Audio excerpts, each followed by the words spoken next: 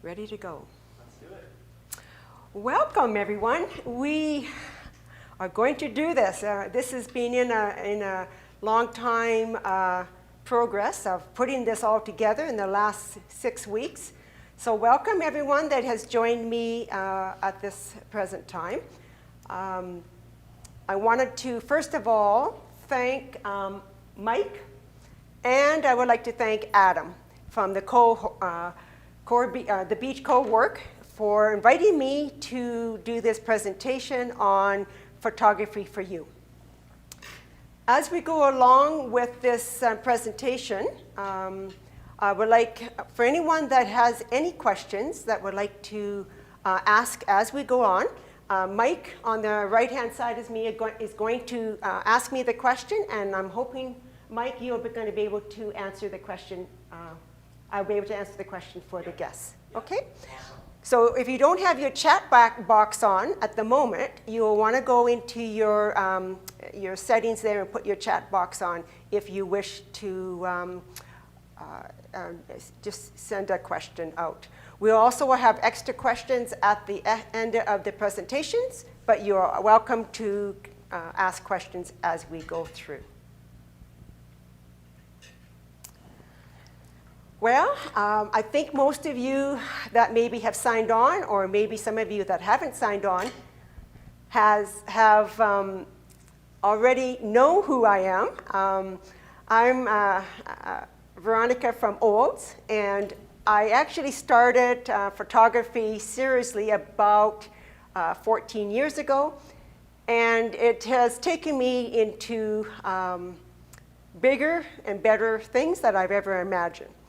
What I do now is I like to photograph for myself, and I also like to teach others who also have a passion of photography. I've been very fortunate to be able to share some of my images around the world. I have some images in Canada and in about 43 different countries. Okay, so let's start with what photography really is. If somebody's interested in getting involved with photography, there is a lot of reasons why somebody may. My first reason would be, it would be learning something new for yourself. Even if you haven't picked up a camera, you may want to just get into photography. You don't have to know anything about it when you start. Another thing I like about photography for myself is I've kept myself a journal with all my photos in the last 20 years of taking images. So I've always got a journal of what's happening with my memories. The other thing that I really think people will enjoy if they decide to start photography is meeting new people. I have a family now of many, many photographers all over the world and here around where I live. So I've always got someone to call on if I wanted to go out to just to photograph. Of course, it's always good for your health and in your mind. So you always got to keep that mind learning new things. I'm going to move on to the next slide. Photography is something you can do anywhere and anytime. We've been in situations in the last 13, 14 months where we've been shut down. But photography, I've continued. I have been out in nature. COVID has stopped a lot of things, but for me, I've been able to still go out and photograph. My classes that I usually teach, I had to stop, but hopefully in the near future they can reopen. Age is no factor. I've taught students from the age of 15 all the way up to the age of 80.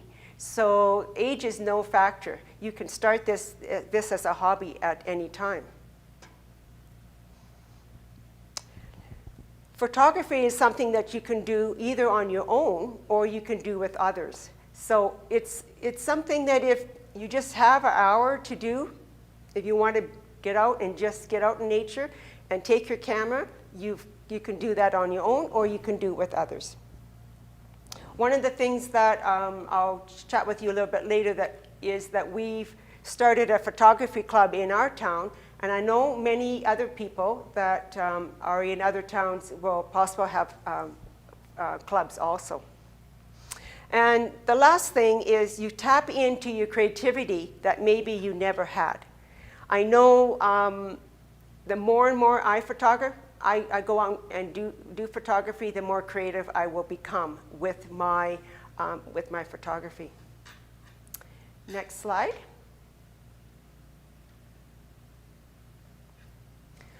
Where does one have to start when they are going to do photography?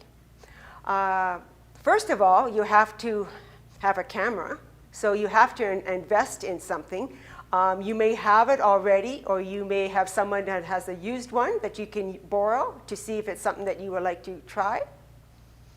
Once you have your camera, you'll need to take time to learn your camera. And this is a process that doesn't come overnight. Some of the ways you can become better with your camera is you can join like a group, like I was saying a few minutes ago, or join together with others that have the same interest. Next slide. Where does one start with photography? I guess this is just the second part, is first of all, you got to give yourself permission to photograph. I'm going to give you a little story, and I won't keep it very long. They always say we always don't have enough time in the day for ourselves, and we say one of these days we're going to learn to do yoga, or we're going to learn how to do photography. What I suggest, if you're interested in getting involved in any hobby, if it includes photography, is give yourself some permission. Do it for yourself. And then, of course, we talked about a few minutes ago also is if you're interested, you can take a photography course. And there's lots of people out there that teach it. You can teach it hands one-on-one, or you can teach it online. You can learn it online.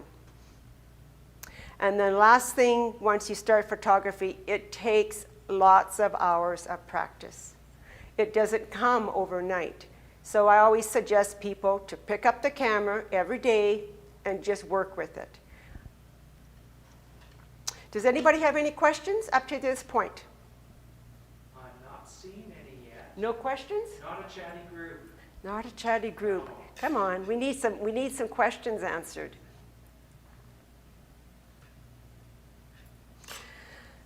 Okay, now we're going to go into a little bit about the photography equipment.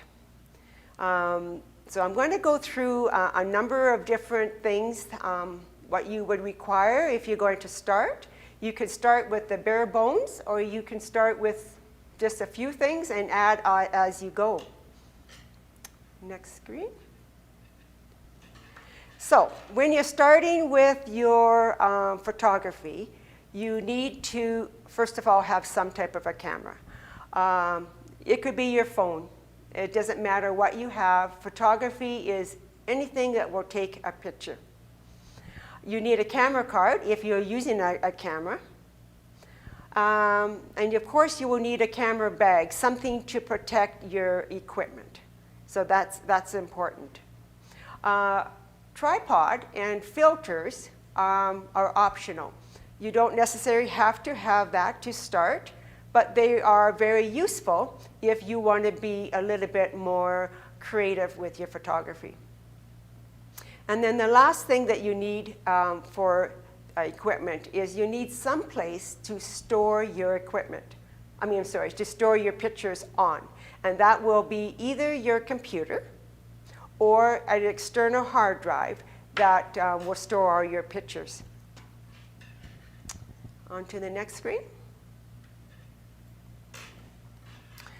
Now we're going to go into a little bit of some technical things on cameras. So many of you that maybe are interested in getting into photography maybe not know there is many different types of cameras on the market. We have a lot of cameras that are just a compact camera, which is a point and shoot, has basically auto settings.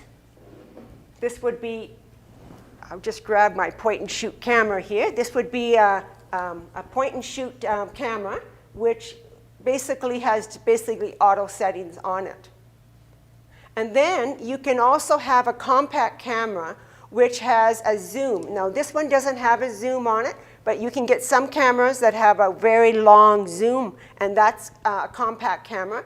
But it also has a lot of manual settings, so you can be a little bit more creative. The other types of camera that's out there is the SLR cameras. And that's these larger cameras that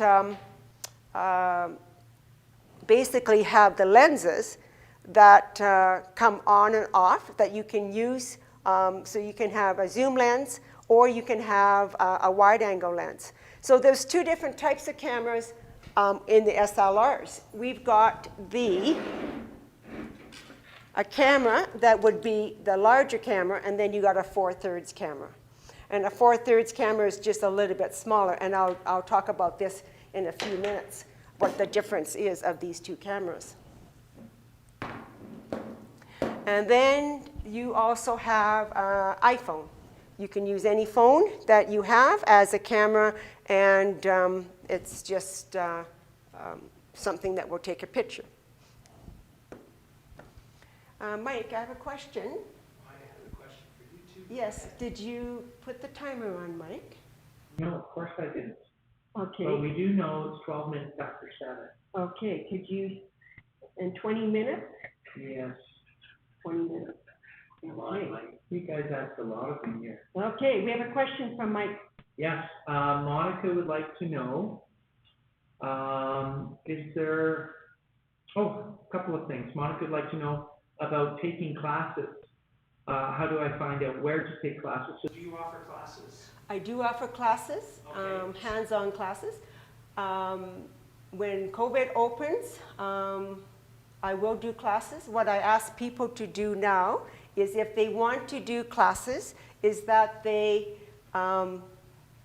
get in touch with me through my email, and I can send them out some information. Okay, yeah, so I'll share that email then, and we'll do Okay.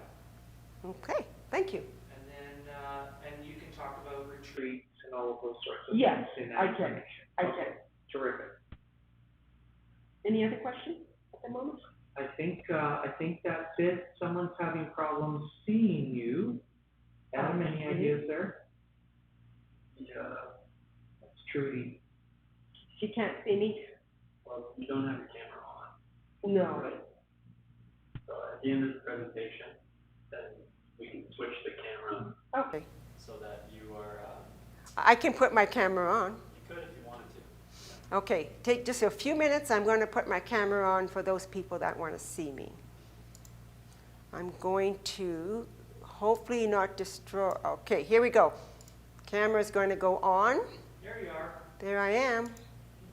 Now I haven't got the presentation showing. Okay, I need your help, Mike. Let's hold on.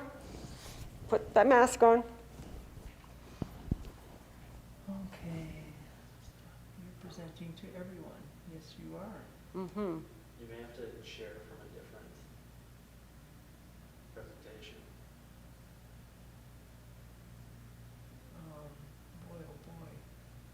You are presenting. Mm-hmm. Should show the cameras. Yeah. Just, you can just comment. You can show them again after the presentation. Yeah. Because while you're presenting, you have to present your whole screen using the software you have. Okay. So we can show the cameras again after the presentation. Okay. Do you I want to see. repeat that? Because they can't hear me. Okay. I'm sorry. This is kind of. We're just trying Just- to figure out. Disregard that, Mike. Just go back to what it was. Yeah, we're trying to find that. Okay.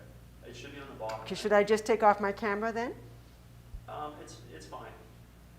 If you can take off your camera. It's at the bottom. Presentation is at the bottom. Same with like all the icons. It's going to be the Just hide Adobe or that. one of those. Right? Okay, Okay. you are presenting. Okay, Here, more options. We just want to drop this board. full screen. There Yeah. we go. Now reduce that. And back to your presentation here, right here. Nope, yeah, that guy. Okay, and make this bigger. Oh, You just reduced it, that's all. okay, sure. Wherever it dropped out to. Okay, you go find it. Sorry about that, guys.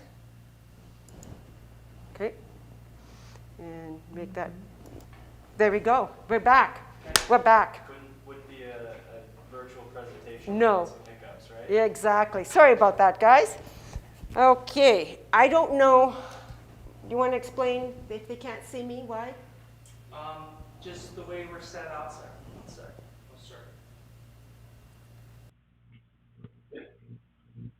Okay, the way we're set up tonight, we'll have to do this presentation, and then once the presentation's done, we'll get you on screen and we can have a visit that way. Okay, So just do your presentation, that's all we can do right Okay. now, yeah. okay, so we're back to the cameras on the market. And we've actually talked about that, so let's move on to the next screen. Okay, now everybody will see the screen and all these cameras that are pointing at you and all the lenses. So remember I was talking about how we have different sizes of cameras. So we've got a larger camera.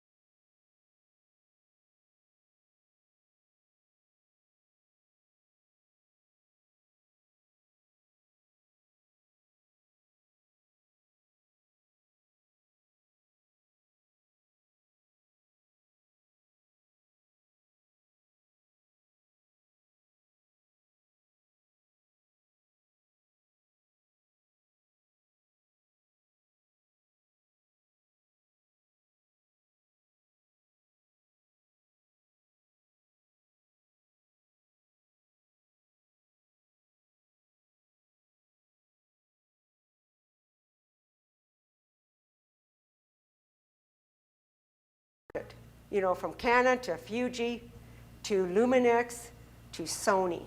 And what I recommend people to do is once they are interested in getting started in photography, by all means, just send me an email or send me give me a text, and I will walk you through what type of camera maybe will be suitable for you. So it all depends on a number of different factors. Okay, let's go on to the next screen. Okay, now I wanted to just explain again, so you can see on the screen here of all the different types of cameras, and we had just talked about that. So I won't even go over these cameras again, but you can see there's the different Nikon, Fuji, Luminex, Canon, and Sony. And most of all the lenses, I mean, all the cameras now have zoom lenses and manual settings, except for some of the small point and shoot cameras. Okay, next screen. So there you can see on here, these are the DSLR cameras on the market. You can just take a quick look at the picture, and I don't need to explain anything. It's fairly hard to explain each camera because they all have different settings. But I will explain one thing. There is some cameras that are full frame, and there's some cameras that are crop sensor. And once you know what type of photography you want to do, that's the type of camera you would be you'll be purchasing. Veronica, Yes. We do have you on your laptop camera. We're in the thumbnail now, in the picture. Okay, So if you do want to hold something up, just kind of hold it in front of the laptop. Okay, Yeah. sounds good. Just so you know. Okay, excellent. Okay, we're going to go on to the next screen. And these are the mirrorless cameras that are on the market. And like I said before, they're much smaller than the full frame and the DSLR cameras that are on the market today. For me, I like to use my mirrorless camera when I'm doing a lot of traveling, but I also like to use my Canon. So I'm a little spoiled to have a couple cameras, but it's taken me a while to get them. I didn't get all my equipment at once. Okay, we'll go on to the next screen. Now, this is something that a lot of people do not realize, that when you do buy a camera, some of the cameras, like the DSLR cameras and the 4/3 cameras, will come with lenses. And the lenses will be used for different reasons. So you're going to be able to use a telephoto lens, something like this, to possibly take your bird pictures, if you want to take bird pictures. If you want to use a wide-angle lens, this is one of my wide-angle lenses. It's a little bit smaller, but you're going to be able to use this lens when you need to take a wide landscape picture. There's also smaller lenses that are used for close-up and macro lenses. And you will notice a comparison. I'm going to give you a comparison. This is a Canon lens, and this lens here is the mirrorless lens. Both these lenses basically go the same distance. Go a little bit more to your left. Okay, to the left. Yeah. Both of these will go the same distance, but you can see the difference in the lenses. So a 4/3 camera, which is the mirrorless camera, has much smaller lenses than your DSLR lenses. I always say that if you're using the full zoom lenses on the DSLR cameras, you got your weight program taken care of. So sorry guys, I should have shut my phone off. So we'll just get rid of that. Yes? Mm-hmm. So Lyle is asking, some, I believe he's talking about cameras, some are easier to use as a beginner. So what would be best to start with? I guess we're backtracking just a little bit. As a beginner camera, I would choose, I'll start with, if money's not the option, I would consider starting with a Rebel Canon or a Nikon, which is very similar to the Rebel. That's what I would start with. If you do have a budget, then I would consider choosing a camera that has a zoom lens. The lens does not come off; it stays on. Yeah. And I don't have one here to show you, but that's what you could start with. Okay. But keep in mind, you do not have to buy new cameras. Lots of people out there today selling their used. And if I have a photographer that is interested in getting going or wants to learn where to buy one, I don't mind helping them look for a camera. But it's very important that you do expect the lenses and the camera, and also have to make sure that it is coming from the proper person. Right. Okay? Yes. Now, for those people that possible, Batteries on there. You're good. Keep going, bro. for those people that possible have maybe an old camera system before we became digital, and you want to use your lenses to put on a digital camera, that is possible because you can now buy lens adapters that can go on your cameras. And these lens adapters then will fit your other lenses onto it. We only have one issue, is the Canon itself cannot use lenses that are 20 years older. because they had a different lens system. But most of the Nikon cameras out there, or if you have Nikon lenses, you can put adapter on now and put them onto your Nikon camera, which will save you a lot of money if you have those lenses already. If you have a 4/3 camera, you can get adapters for the 4/3 camera if it's a Canon. That's a mirrorless Canon, will fit your Canon lenses, but not your regular Canon DSLR, will not. And nowadays, if you're using your cell phone, you can now get lenses. You can now get lenses that attach right to your phone, and you can use those to take pictures of your birds and close up. So I've never used them, but I do have a friend that is in a photography club, and that's all he uses, is his cell phone in his lenses. Any questions on Adam? I've heard there's cameras that the new Samsungs, you can actually zoom in to the moon. To the moon, to the moon. To the moon. Like 100 times zoom. That's with your cell phone? Yeah, Cell phone. the newest cameras. The newest cameras on the cell phone. Pretty soon we won't be needing all these cameras.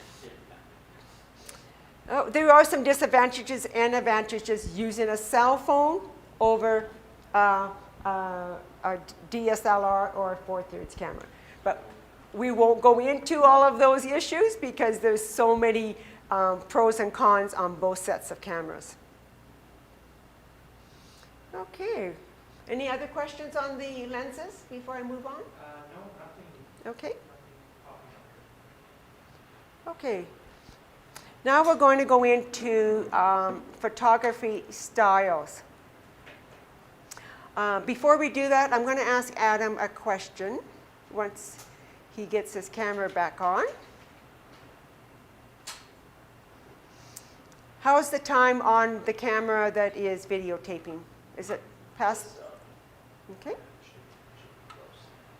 Is it back to on? Okay. So now we're going to talk about different photography styles. When I first started photography myself, I was very much into landscape photography and into wildlife and bird photography. In the last probably 5 years, I've progressed now into many types of photography. There's about 60 different styles of photography out there that you can do. And I know when you get into it and you start doing your own photography, you're going to realize that, wow, where do I go and what do I choose? And I would just learn as much as you can. If you like wedding photography, get yourself into wedding. If you like close-up photography, learn some about that. So it's endless. There's lots of things you can learn. So I'm just going to share with you some of the types of photography that most people do today. Landscape. Landscape is something you would need a wide-angle lens on your camera, or you can also use a zoom lens. So you can zoom in to make a landscape, or you could have a wide angle on your camera and do a wide angle lens. The one picture that you see with the truck on the right-hand side, I used with a zoom-in lens because that truck was taken a long ways away, but you can notice it is still a landscape. So landscape photography is something you can do anywhere, everywhere. Wildlife and bird photography, one of my favorites. Again, any season, you can go spring, summer, fall, winter, and there's always something to photograph with the wildlife. So again, you can zoom in, or you can make it into more of a landscape like I have with the moose, where the moose is in a little bit of the landscape in the background. Night photography. You know, when I first started, night photography wasn't something that was for me, but as soon as probably 2015 when I took my first Northern Lights picture at the very bottom of the screen. I was hooked.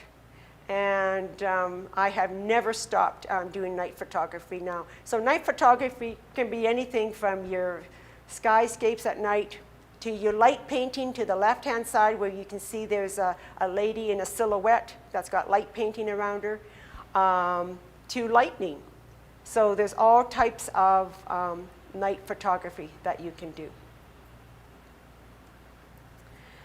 Portrait photography. I've done a lot of portrait photography. It's one of the types of photography I will do for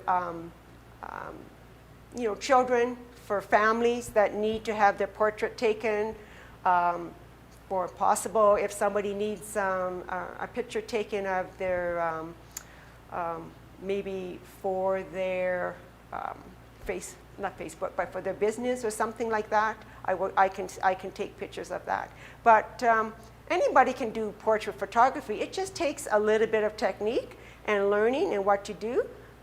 So it's something that everybody can do. Event photography. I love doing event photography. One of the things that you can do with event photography is be able to share that story, tell that story of an event that is happening. And then once the event is over, put it all together and give it to your customer, or just keep it for yourself. It could be an event that you did for a birthday party or for an anniversary. But it's just fun to do an event photography because you get to photograph when people sometimes not even looking at you. Close-up and macro photography. This is something that I've been doing for many years also. And it's something that you will get really detailed work of something that maybe is smaller out in nature. What it's done for me, and I think a lot of the photographers that I know, it's taken them back to their youth. As we grow, we get to learn about all the things that are happening in nature, and now that we're older, we can now photograph that and give it we can actually take that and show it to others. Sorry about that. Did somebody have a question? Lyle asked, when you get into choosing photography, do you go into one or two types or try and do everything? What would you suggest? Well, what I would suggest, if you're going into photography, maybe pick 3 to 5 different styles of photography and learn about that type. And once you learn the techniques of that, then you can move on to others. I've probably got maybe a dozen different types of different types of photography I do now. I have my favorites I always go to, but 3 to 5 I would start with. I know when I do my teaching of my classes, we do landscape photography, creative photography, macro photography, and we do wildlife photography. So those are the types of photography I choose 4, and that's what I teach in those 4. And I teach 4 different types when we start with the beginner photography classes. Any questions? Any more questions on that? There's another one if you'd like. Okay. Angela is asking, how many photos should I use to tell a story? Oh, very interesting question, Angela. When you are telling a story of an event or maybe whatever you took the pictures of, maybe it's of a child's birthday party, I would keep it to a max 30 to 40, a minimum of 30 to 40 pictures. And that will keep the audience very engaged. Right. So you want to make sure that you don't overdo it because you will lose them. So you want to try and tell the best story in those 40 pictures. Okay? And that also goes with travel photography. If you are sharing a country with somebody, you want to share them in 40 pictures or less. Okay? And then you'll be able to tell the story, otherwise you will lose them. And Okay. can I add to that? Is that, you'll have to repeat this, Mike, but is that to say, you know, that's the final presentation, but maybe it takes 200 with a bunch of ones that you maybe don't want to share as well? That's correct. If you are doing a travel photography, the question was, Mark, Adam asked me if I was going to be taking pictures of travel or an event photography, and I want to share 40 pictures. How many pictures would I have to take to come up with 40 good pictures? Well, I've been to some countries where I've come home with 2,000 pictures, and now I have to share my top 40 of those 2,000. So I go through all my pictures and I actually share with them the number of images in considering different things. What's the landscape? What's the different lifestyle that they have over there? So there's lots of different equations. I don't even want to go into it right now, but that's something that I do share when I do teach about event photography. Okay? So you can take a lot of pictures. Okay, now we're going into creative type of photography. This is where I started to realize that I wanted to take my camera and I wanted to paint with my camera. Now, photography for many might be just taking the pictures of your family, of your landscape, of your dog, or whatever. We all have a reason why we want to take pictures. But I'm actually a painter. I like to paint. So I always say I'm going to get to my painting, but now I do my painting, but I do my painting with my camera. And there's a lot of different techniques I can use with my camera, inside my camera, where I can use multiple exposure, or I can do different ways to change my picture by moving my camera when I'm taking my picture. So I can get very creative. Now on the page that you see here, you will see I've got a lot of creative photography, but it's done with double exposure. That means I can take up to 9 pictures in my camera. I can take 2, 3, all the way up to 9 pictures and put those pictures on top of each other in my camera. So that's what you're seeing here, is I'm just being a little bit more creative. And then on the left side, you'll see there's a little round ball, and that's a spear ball that I carry along with me to get some different types of images reflecting into the spear ball. So this is probably my #1 type of photography for this year. I choose something every year to work on for myself. So this is what I'm doing for myself for this year. So we'll move on to the next one. Travel photography. I know we all travel. We all want to keep our memories. We used to travel. We used to travel. We used to travel. Yes, Mike says we used to travel. But, you know, I feel I am still traveling because I was able to go back last year when it was COVID days, well, which still has COVID, and I was able to go through all my travels I've done in the last dozen years. And I picked up my pictures and I went through them and I told a story of 40 or less pictures per month. I shared with my Facebook friends, anybody that was on my media. I shared my travel. So I still think I'm still traveling, except now I'm just traveling through my images and going through all my pictures and telling the story. So that's what I did last 2020. I was just sharing all my travel pictures. Again, if you're going to share your travel pictures with somebody, don't give them too many. Unless you're going to break it up into different sections. I will, if I am traveling to Africa, and if I've got wildlife, I may just do one session on wildlife and share my 40 images of wildlife. and then my other 40 images will be images of the culture, of the food, of the landscapes. So be very careful you don't overdo it, because it does get, you will lose people when you are doing that. So memories, having a camera and taking your pictures when you're traveling are great memories to have. You always will have them. I'll be probably be sitting on my rocking chair and still going through my pictures down the road. Okay, and the next one, sports photography. For all of us that had young children, or maybe now got grandchildren, or maybe whatever, you want to take pictures of sports.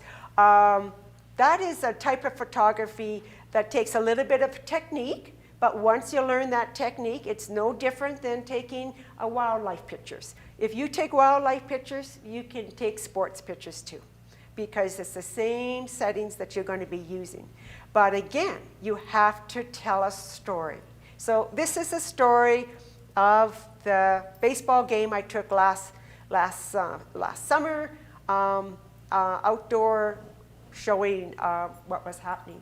And I'm kind of glad. It was COVID. We had to be from a distance away, but I was able to capture the story and share it. This is a grandson and a grandson and a friend of his on this team.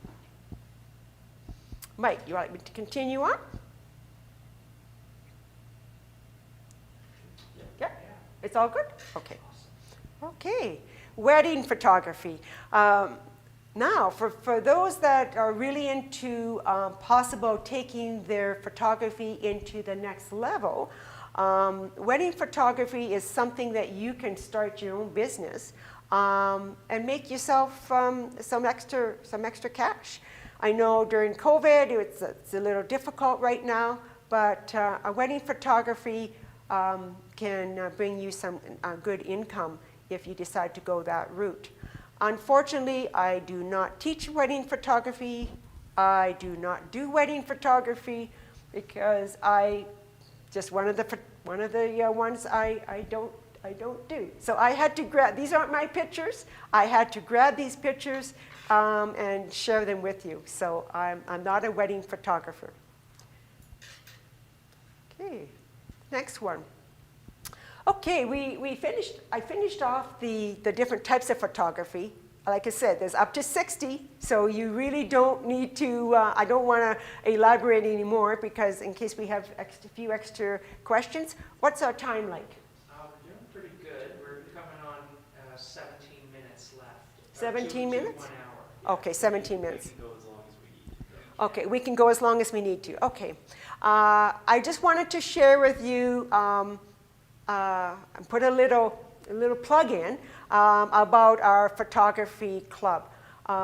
Here in Olds, it's been one of the things that we have people that have the same interest, want to learn more, want to be out with others, and we go 12 months out of the year, and we have young, middle-aged, older people, and we just have a blast when we can get out. Unfortunately, it hasn't been that great this year to get out because of COVID, but we're hoping that's going to come to an end very soon. So if anybody needs any information on the photography club, then they can contact myself through my email, and I could send you some information. And I just wanted to show you the little bit of a setting where I do teach the photography course that I do teach.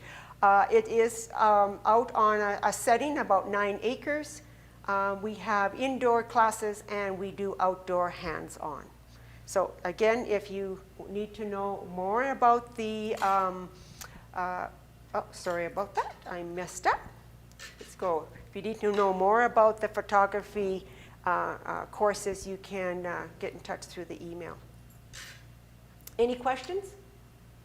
No questions. No new questions. That's all. They'll have questions later, maybe. I have a question for you though. Yes. When you have a group out like that on the 9 acres, do you often try and have everyone take the same picture just to see, and then later you can kind of all see how y'all did compared to each other, or is that something you ever No, do? when I'm teaching out there, I take 4 students only. Mhm. My classes are very small, 4 students. And when I'm teaching a technique, I'm teaching them in a way for them to use the settings the right way, but I want them to be able to visualize and to see what they see. So everybody may be taking a landscape picture, but that landscape picture will be a little bit different. But what's really, what I really like to do is when they learn, they'll learn that week, they'll go home for a week and they will practice, and then you'll come back, and then you will learn a new technique, and then after you learn that technique, you'll go home again.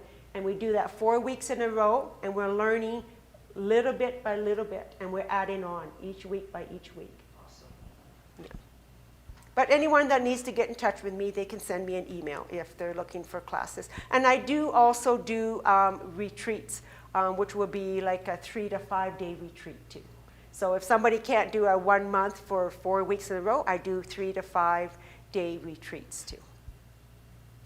Okay, let's move on to the next slide. Oh, I guess I just basically just talked about this to Mike now, about my photography class course here. So you guys can just basically take a few minutes just to read over it. If there's any questions you have, just chat it to Mike there. And I'm hoping that by June or July, I'm hoping for sure we can get going on classes. But only time, it changes week by week. We just all have to do our part, and once we get over this little hump, hopefully we'll be back into teaching. I really do miss my teaching. Okay, no questions, we'll move on. So it looks like we've come to the end of the presentation. I could have gone on a lot longer and explained a little bit more, but too much information is sometimes mind-boggling. So when I do teach, I teach a little bit more about the cameras and how they work and why this and why that. But with this, this is just the beginning of what photography is all about. So I just wanted to thank Mike again and Adam for inviting me in and for setting up this Google Meet. It will take place also on the YouTube and will be able to be shared. So if you missed it tonight, or if you knew somebody that missed it and wanted to listen to the presentation, you can share it. I'll get the link out to you and you can share it with your friends or whoever you wish to. So just to end off, it's not the size of camera. It is the camera you have at the moment. Focus on what is important, capture those memories, and follow your passion. And I'll leave you with a few places where you can see some of my images if you are on Facebook, or if you want to go to Flickr, I have my website there with all my images, Instagram, and through my email. I've added to the chat our website for the CoWork here. Oh, thank you. So if for whatever reason that's easier for people, they can just reach us Yes. through the website and we can connect them with you. Yes. And one other thing I wanted to leave with you all, I'm going to just explain, I'm in a beautiful setting. I don't know if we can share the camera around here, but maybe I'll get Adam to see if he can move the camera. But this is a room where, Mike, do you want to explain what happens here and then about the artwork? Can they hear me okay, Adam? Yes. Yes. Okay. We are a CoWork, so it's a shared, basically it's rent a desk for an hour, a day, a week, a month, whatever you need it for. If you need to come and upload some pictures and your internet is not so great, this is a fantastic place to do that. We have people that are operating their business out of this space, and if you just drop in once in a while. So it's a great space.